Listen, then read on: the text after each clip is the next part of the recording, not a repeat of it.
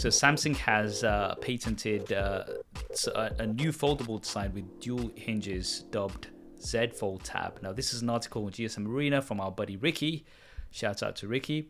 So Samsung is expected to make foldables outside of the Z Flip and the Z Fold lineups. Now, we've got some renders here from Let's Go Digital in collaboration with Sarang Set, and we've got somewhat of an idea what they might look like. Okay, so the patent was filed with both the WIPO and USTPO within a day of each other, and the patent is titled "Method and Device for Providing User Interface in Electronic Device Having a Foldable Display." So it looks like it kind of folds inwards. We've seen something to this effect, I believe. Was it Xiaomi that kind of like had a concept of something where it kind of folds inside and then you kind of have the screen along the outside? It's an interesting concept. We've got some really nice renders from Let's Go Digital, and this would have so dual hinges, so you'd have essentially 3 displays, right? So you would have 2 that would kind of fold in, and then you'd have the main display, and obviously when you'd push it all out, then you'd have a full large display. But what's also interesting is that this is also supposedly going to support the S Pen. Now, we've been talking about the new Galaxy Fold 3 that should have S Pen support. That's what a lot of the rumors are coming up. So if that is the case, then I would not be surprised if this new Fold would also have the S Pen. So for me, it's not just the S Pen support; it's the S Pen housing that I really like with this, because it's not held internally. It is basically taking up the space between the 2 folds when you fold it into itself, and it's using the magnets across to hold it in place, which I find really cool. I think it's just a good use of design space that you already have there, and it looks like Samsung is going to expand the line of foldables to include a tablet range, so aka that should go up to about 10 inches or so, maybe even 12, but I think most likely 10 inches when you open it out. And then you have the regular Galaxy Fold 3, opening to a 7-inch book, if you will. I think it's going to be interesting to see what they do, because the next Unpacked event, which we estimate should be around July, August, which is usually when Unpacked happens in the fall, will be very foldable focused.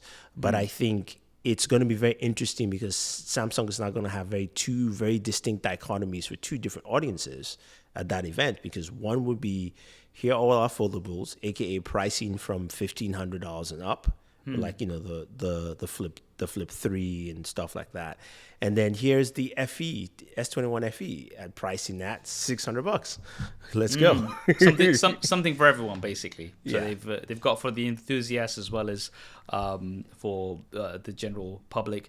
But like with this patent of this new Fold, I don't know, it might just be that they're kind of just getting these patented. They might not actually have any specific solid plans of getting things under production. Maybe they're just exploring a few different ideas and they want to get those patented before. What do you reckon? I think it kind of leads to our next topic, because if they're patenting this stuff now, we've also heard that Samsung will be supplying the LTPO ultra thin glass to competitors. Google was name dropped in the article that they might be a pixel foldable. So I think this is Samsung. Now that it's proven it, you put those patents down, you start setting the stage for your supply chain, because Samsung as a company is a 2-tiered company in the sense that they don't just make devices to sell, they also make the components and sell those as well to their competitors.